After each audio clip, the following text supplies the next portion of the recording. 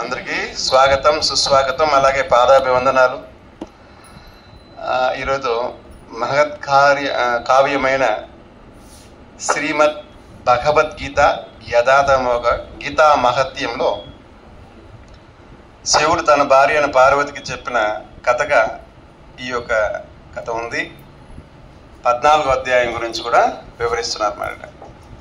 ప్రకృతి త్రిగుణాలు అనే విషయం పట్ల వచ్చి ఈ 14వ అధ్యాయం గురించి కూడా శివుడు పార్వతికి చెప్తున్నారన్నమాట. నా ప్రియమైన పార్వతి, నీకు 14వ అధ్యాయం ఒక గీతా మహత్యం గురించి చెప్తాను, విను అటని చెప్తారన్నమాట. సింహలద్దుయి అనే ఒక ఊర్లో విక్రమ్ వేదాల్ అనే రాజు పరిపాలిస్తున్నారన్నమాట.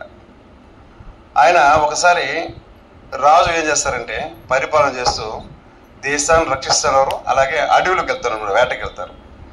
ఎందుకు వేటకు వెళ్తారంటే ఏదో మాంసం మీద ఒక మోజుతో రాజులు వేటకు పోరనమాట. దేనికి వేటకి వెళ్తారంటే మునులు తపస్సులు అడవిలో వాళ్ళు తపస్సు చేస్తుంటే వన్యమృగాలు పెరిగితే అందువల్ల వాళ్ళకి ఇబ్బంది అవుతున్న ఉద్దేశంతో దేశంలో ఉండే ప్రజలే కాకుండా వానరంలో ఉండే ఒక మునులు కూడా కాపాడే బాధ్యత తనకుంది కనుక వాళ్ళు అలా వేటకి వెళ్తారన్నమాట. అలా వేటకి వెళ్ళేటప్పుడు ఒక 2 వేట కుక్కల్ని తనతో పాటు తీసుకెళ్తాడు. ఆ వేట కుక్కలతో పాటు తన పుత్రుడిని తీసుకెళ్తాడు అనమాట. రాజు కొంతమంది భటులతో పాటు 2 వేట కుక్కలు మరియు తన బిడ్డను కూడా తీసుకెళ్తాడు అనమాట, కొడుకుని తీసుకెళ్తాడు. అలా ఆ విక్రమ్ వేదాల అనే రాజు అలా తీసుకువెళ్ళినప్పుడు అక్కడ ఒక మంచి కుందేలు కనబడుతుందన్నమాట. కుందేలు చాలా అందంగా ఉంటుంది. దాన్ని పట్టుకోవాలనుకుంటే చంపాలని కదా దాన్ని బంధించాలనుకుంటారు అనమాట. ఎలా బంధించాలంటే ఈ వేట కుక్కని దాన్ని పట్టుకోమని పంపిస్తారనమాట. ఒక వేట కుక్క పరిగెత్తుంది. ఆ వేట కుక్కని వెంబడిస్తూ ఇతను వెళ్తాడనమాట. ఇలా వెళ్తూ ఉంటే ఎప్పుడైతే వేట కుక్క తన వెనకాల వేటాడడానికి వస్తున్న కుందేలు తెలుసుకుంటుందో ప్రాణభయం వచ్చేస్తుంది కదా. ప్రాణభయం వేస్తే ఎట్లా పరిగెత్తారో చిన్నగా పరిగెత్తారన్నమాట, బలి పరిగెత్తారన్నమాట. అది రెక్కలు వచ్చి ఎగురుతా అంటాం. హరే కృష్ణ. ఓకే అలా రెక్కలు కట్టుకుని పరిగెత్తినట్టుగా అసలు దొరకని పరిగెత్తుంటా. కుక్క పరిగెత్తనే ఉంది, దాన్ని పట్టుకోలేకపోతుంది. పరిగెత్తి అక్కడ ఒక ఆశ్రమం వస్తుంది అనమాట. ఆశ్రమంలో మహాముని తపస్సు ఒక ఆయన ఉంటారు అనమాట. ఆయన పేరు వచ్చి వత్స అనే ఒక ముని ఉంటాడు. మహాముని, చాలా మంచి గొప్ప ముని. ఆయన 3 కాలాలు ఎరిగినాడు అనమాట. అంటే త్రిగుణాలు, త్రికాలాలు అంటే 3 కాలాలు కూడా ఎరిగి ఉంటాడనమాట. ఎందుకు అంటే ఆయన ఎప్పుడు శ్రీమద్ భగవద్గీతని 14వ అధ్యాయాన్ని ఎప్పుడు అధ్యయనం చేస్తూ ఉంటాడనమాట. అటువంటి ముని ఒక ఆశ్రమంలో వెళ్తుందన్నమాట. ఈ యొక్క కుందేలు పరిగెత్తు వెళ్తుంది. అప్పుడు ఆ ముని యొక్క శిష్యుడు ఒక ఆయన ఉంటాడు, ప్రియ శిష్యుడు. ఆయన అంటే యాజ్ ఇట్ ఈస్ మునిని ఫాలో అవుతూ ఉంటాడు. అటువంటి శిష్యుడు అప్పుడే ఆ ఆశ్రమంకి వచ్చి తన పాదాలను కడుక్కుంటాడు అనమాట. మామూలుగా ఆచారం అంటే బయట పోయేస్తే పాదాలు కడుక్కోవాలి. ఇప్పుడు మనంతా కడిగలేదు అనుకోండి, ఫ్యాషన్ మారిపోయింది, బూట్లతో లోపలికి వెళ్ళిపోతాం. కానీ అలా ఎటుంటుందంటే పూర్వంలో ఏమన్నా బయట తిరిగి వస్తే ఏం చేయాలా, గుమ్మంలో అన్ని నీళ్ళు ఉంటుంది, పాదాలు సంరక్షణ చేసుకుని మళ్ళీ లోపలికి వెళ్తారు అన్నమాట, కడుక్కొని వెళ్తారు. అలా ఆయన బయటకు వెళ్ళి వచ్చేటప్పుడు ఆ శిష్యుడు పాదాలు కడుగుతాడు అన్నమాట. ఈ పరిగెత్తొచ్చిన ఈ కుందేలి జారుకుండా పోయి ఆ నీళ్ళు పడిపోతుంది అన్నమాట. ఏ నీళ్ళు పడిపోతుందంటే తన పాదాలు కడిగిన వచ్చి నీళ్ళ పడిపోతుంది. పడిపోయిన వెంటనే దానికి చక్కు చక్కెర గదపద్మంతో మంచి విష్ణు స్వరూపం వచ్చేస్తుంది అన్నమాట. హరి ఓ. ఈ రాజు వేటకుక్కతో పాటు వెంబడిస్తూ వస్తున్నారు కదా, గమనిస్తున్నాడు అనమాట. ఆ కుందేలు పోవడం, ఆ నీళ్ళు పడిపోవడమే చతుర్భుజ నారాయణ రూపం వచ్చేసి అది ఒక ప్రకాశవంతంగా తయారైపోతుంది అనమాట. ఆశ్చర్యపోతాడు. మళ్ళా ఏదైతే వేటకుక్క తరుముకు వచ్చిందో అది కూడా చాలా నీళ్ళు పడిపోతుంది. అంటే ఫాస్ట్, అంటే వెంటనే బ్రేక్ వేయలేక. ఎందుకంటే దాంట్లో బ్రేక్లు ఉండవు కదా, మనకైతే వెహికల్ పోతే బ్రేక్లు ఇస్తారు కాబట్టి వేస్తారు, అప్పుడు దిగుతాం. నేరుగా వచ్చి అది కూడా అంటే వాటర్లో పడుతుంది. ఆ వేట కుక్క కూడా ఏం చేస్తుంది, చతుర్భుజ నారాయణ రూపం వస్తుంది, అది కూడా వెళ్ళిపోతుంది అనమాట, ప్రకాశవంతం తయారవుతుంది. అలా తయారైనప్పుడు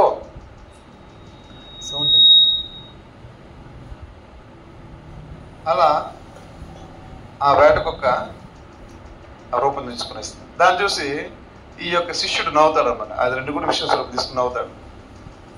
అంటే వెనకాల వచ్చిన రాజుకి చిన్న ఆశ్చర్యం వేస్తుంది. విక్రమ్ బేదాల రాజు వస్తాడనమాట. అయ్యా, ఇది ఎవరి ఆశ్రమము అని అడుగుతాడు. ఇది మా గురువు గారి పేరు వచ్చి వత్స అనే ఒక మహా ఋషి ఆయన ఒక ఆశ్రమము. ఏమిది మామూలుగా ముక్తి వచ్చేది వేరే, అది ప్రాణపయ స్థితిలో ఒకటి వచ్చింది. అది వచ్చి ఏమవుతుందంటే చదువుకు నారాయణ రూపం వచ్చేస్తుంది. వెనకాల తరకు వచ్చిన వేటకొక్క అటు వచ్చేస్తుంది. సరే, అవి వచ్చి అటు పోని మీరు కాస్త నవ్వడం జరిగింది. ఎందుకు మీకు నవ్వు వచ్చింది, ఇదన్నీ ఎలా సాధ్యమైంది అని అడుగుతాడు అన్నమాట. అది మీ యొక్క పాదాలు కడిగిన నీళ్ళకి ఎంత మహత్యం ఎలా వచ్చింది, మీరు ఎంత మహాపురుషులని ఈయన కీర్తిస్తాడు అన్నమాట రాజు. కీర్తిస్తే రాజుగారు మీరు ఒక నిమిషం ఆగండి, ఈ కీర్తి ఎంత నాది కాదు. ఏదైతే నా గురుదేవులు మా వత్స ముని మహాముని ఉన్నాడో ఆయన యొక్క అనుగ్రహం చేత ఆయన ప్రతిరోజు కూడా ఈ యొక్క 14వ అధ్యాయం చదువుతుంటాను అనమాట. దాన్ని నేను కూడా వింటూ ఉంటాను, అధ్యయనం చేస్తూ ఉంటాను. అప్పుడప్పుడు నాకు కూడా అవకాశం ఇస్తూ ఉంటారు. కనుక ఈ 14వ అధ్యాయం చదవడం చేత నాకు ఈ యొక్క అనుగ్రహం వచ్చింది. కాబట్టి ఈ యొక్క కీర్తి అని కూడా నాది కాదు, ఇది ఎవరిది, నా గురువుది మరియు భగవద్గీతది అని అంటారు. ఎప్పుడొక ఎవరిని కీర్తిస్తే మనమైతే మన భుజాలు తట్టుకుని నాదే అంటాం అనమాట. కానీ అక్కడ ఏం జరిగిందంటే ఆయన అప్పచెప్పేస్తారు. శ్రీమద్ భగవద్గీత 14వ అధ్యాయం ప్రతిరోజు కూడా నేను అధ్యయనం చేస్తున్నాను కనుక ఈ యొక్క జరిగింది. మరి ఎందుకు నవ్వినానని అంటావా, ఈ యొక్క ఏదైతే ఈ 2 జంతువులు వచ్చిందో, అంటే ఆ ఒక కుక్క మరియు ఆ ఒక కుందేలు వచ్చిందో, వాళ్ళు గత జన్మలో వాళ్ళు మహారాష్ట్ర మా ఒక దేశంలో ఆయన కేశవ అనే గొప్ప బ్రాహ్మణుడిగా ఉన్నాడు అనమాట. ఆ బ్రాహ్మణుడు మంచి బ్రాహ్మణుడే, కానీ అతని భార్య ఉంటుంది, ఆమె పేరు వచ్చి విలోపన అనే పేరు అనమాట. విలోపన అవేం చేస్తుందంటే మంచి పనులు ఒకటి కూడా చేయదు అనమాట. బ్రాహ్మణ పత్ని ఉండి కూడా ఏం చేస్తుంది, ఏమే తగాని పనులు, అంటే ఒక స్త్రీ ఏది ఆచరించాలో దాన్ని ఆచరించదు, ఏది ఆచరించు కూడా ఆదేస్తుంది. పాతివ్రత్యం లేకుండా పరపురుషుల దగ్గర కూడా సాంగత్యం చేస్తుంటుంది అనమాట. ఇది ఎన్నోసార్లు కూడా ఈ కేశవ బ్రాహ్మణుడు ఆమెను ఖండిస్తాడనమాట. ఇది మనం ఉండే వంశానికి, మన బ్రాహ్మణ కులానికి తగదు, ఇది శూద్రులాగా బిహేవ్ చేయొద్దు, అలాగే శూద్రులాగా బిహేవ్ చేస్తున్నావు, చాలా తప్పు, అది మన వేదం నేర్చుకున్నావు, నువ్వు నా ధర్మపత్నివి, నువ్వు మడిగట్టాలి, నువ్వు ఇలాంటి పని చేయకూడదు అని ఎంతో ఖండిస్తాడనమాట. కానీ కూడా వ్యసనానికి లోబడిన వాళ్ళు చేయొద్దంటే మానేస్తారు. చాలా కష్టం కదా, ఆమెకు అలవాటు అయిపోయింది. తనచేత ఏం చేస్తుందంటే ఆమె వినుకుంటూ మళ్ళీ చేస్తూ ఉంటేనే ఈయన ఏం చేస్తాడంటే కోపం వచ్చి ఒకరోజు ఆమె చంపేస్తాడు. ఈ కేశవ బ్రాహ్మణ విలోపనని చంపేస్తాడు అనమాట. ఆ చంపిన తర్వాత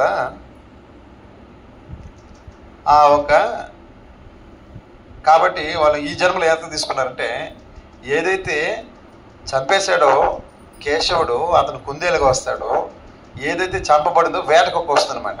ఎందుకంటే ఇప్పుడు ఆయన చంపేశారు కాబట్టి ఆయన చంపబడాలి. కాబట్టి ఆ వేటకుక్కలాగా వచ్చిన ఆయన భార్య విలోపన ఆ కేశవ అనే బ్రాహ్మణి తరుముకుంటూ వస్తుందన్నమాట. కానీ ఆ కర్మ ఇప్పుడు ఈ జన్మలో ఇతను ఆయన చంపుతారన్నమాట.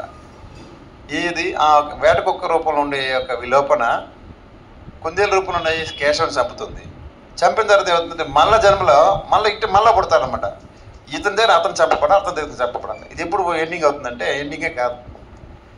అందుకే పునరపి మరణం పునరపి జనం ఉంటుంది. ఎవడైతే గొప్ప వైష్ణవుడికి అపారమైన కొరకు లభిస్తే తప్పితే దీనికి ఎండింగ్ బోర్డు పడదనమాట. కాబట్టి ఇక్కడ ఆ ఒక ముని ఏవైతే ఉంటాడో మహాముని వత్స, ఆయన ఒక శిష్యుడు ఒక పాదం కడిగిన వాటర్ అంటే నీళ్ళలో పడిపోయినారు కాబట్టి వీళ్ళకు ఆ విముక్తి లభించదనమాట. లేకపోతే మళ్ళీ మార్చి చంపుకుంటూ అంటారు. అందుకే మన శాస్త్రాలు చెప్పబడింది అనమాట. మాంసం అంటే మాం హింస, నన్ను హింసించవచ్చును అని కమిట్మెంట్ అనమాట. ఒక జంతువుని ఈ నాలుక నేను ఈ చేపలని నేను తగ్గించుకోలేకపోతున్నాను కాబట్టి ఓ కోడి లేదా ఒక మేక నేను తినేస్తాను, నేను నీకు బలి అవుతాను అంటే నన్ను మనిషికి వచ్చి నన్ను తినవచ్చు అనమాట, పర్మిషన్ అనమాట. అలా మాంసం అంటే హింస, నన్ను హింసించవచ్చును అంటే కమిట్మెంట్ తీసుకునేసి మనం తింటారన్నమాట. మామూలుగా తినేవాళ్ళు తింటూ ఉంటారు. కాబట్టి ఇవి చూడండి, అందుకే ఎన్ని అయితే మనం మేకలు తింటామో అన్ని మేకలు మనిషికి వచ్చినప్పుడు మనం మేక జన్మ తీసుకోవాలి.